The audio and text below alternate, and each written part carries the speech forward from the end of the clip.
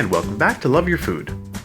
This week we have a nice simple and delicious recipe for you. This is a very basic applesauce recipe. Now, we do spice it up a little bit, and you'll see at the end we do add a little bit of bourbon to this as well. This is one that Chef Caleb used to serve in his restaurant.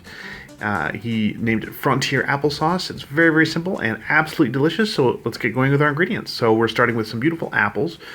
We have some fresh Ontario Empire apples, some cinnamon, a little bit of lemon juice, some apple cider. Now you can use apple juice or water as well, a little bit of salt, and a little dash of bourbon. Now we have some Blanton's. You can see we're very close to the bottom of the bottle, so we're just going to finish that off.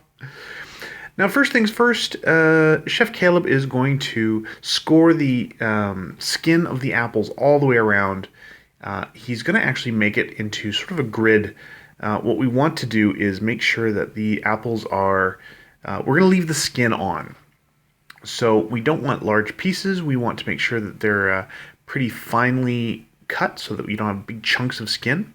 But the skin has a lot of nutrients. It has a lot of flavor. It's got that nice tartness to it. Now these, as I said, are Empire apples. They are very sweet. That skin adds this nice tartness to the final dish. So they go around the outside and then down the sides, and make a very fine grid with small squares. And then we're just going to cut it up. Now, we're just going to cut it off of the core. These don't need to look pretty. We're turning this into applesauce, so they don't need to be well, evenly cut or anything. We're going to be cutting these into smaller pieces, and we're going to be mushing it into sauce, so not a problem at all. So this is roughly the final size we're looking for. Really, all you're looking for is consistency. You want to make sure that everything's about the same size, so that it all cooks at the same speed. So you can see the little pattern we have on the outside here.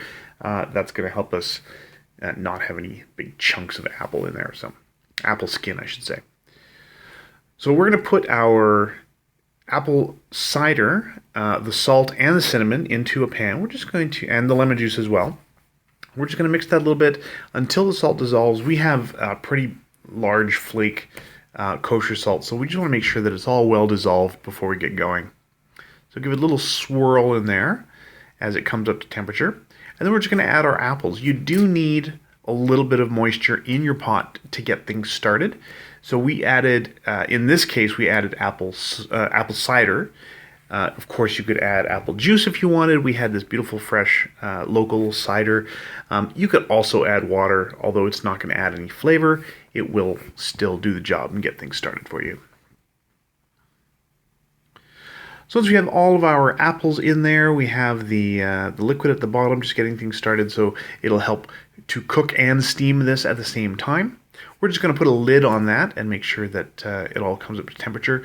You do want to keep a little bit of an eye on it because there's a lot of sugar in apples, and of course there's a lot of sugar in apple cider as well, and you don't want anything to burn. So after a little while at medium-high temperature, you can see things are almost done already, actually.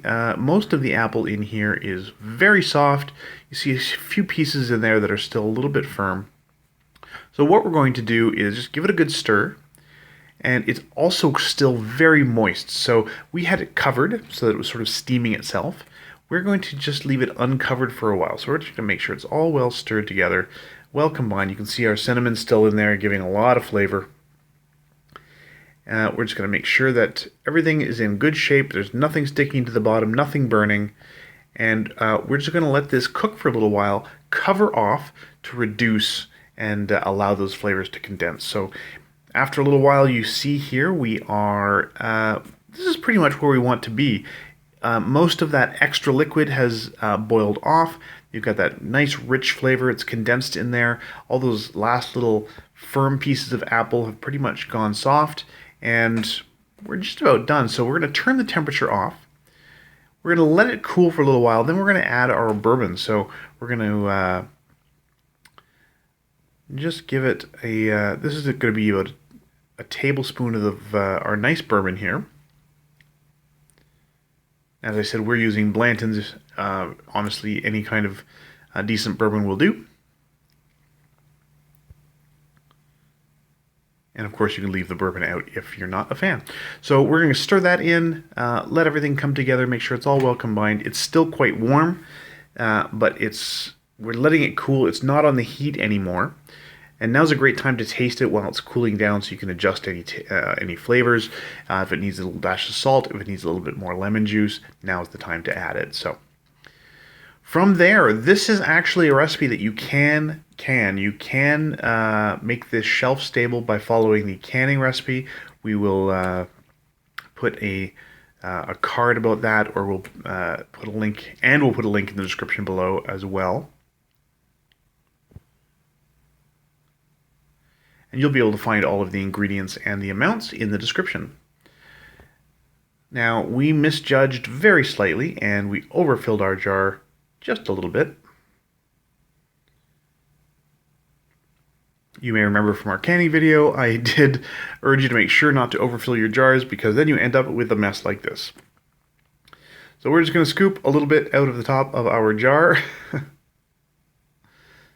because there's not enough air in there to release to really cover the difference in in volume. So we're just going to scoop a little bit out and give it a little cleaning, and that's it. So I mean, this is a very simple, delicious recipe. It fits anywhere that you'd normally use applesauce. You may notice we didn't use any sugar in this. These beautiful, fresh Ontario ripe Empire apples were very, very sweet. A little hint of sourness, especially around the skin, so it didn't need any extra sugar. And yeah, that's it. So if you like this recipe, please do like and subscribe. And if you have any recipes you'd like to see Chef Caleb try on the channel, please let us know in the comments below. And remember to love your food.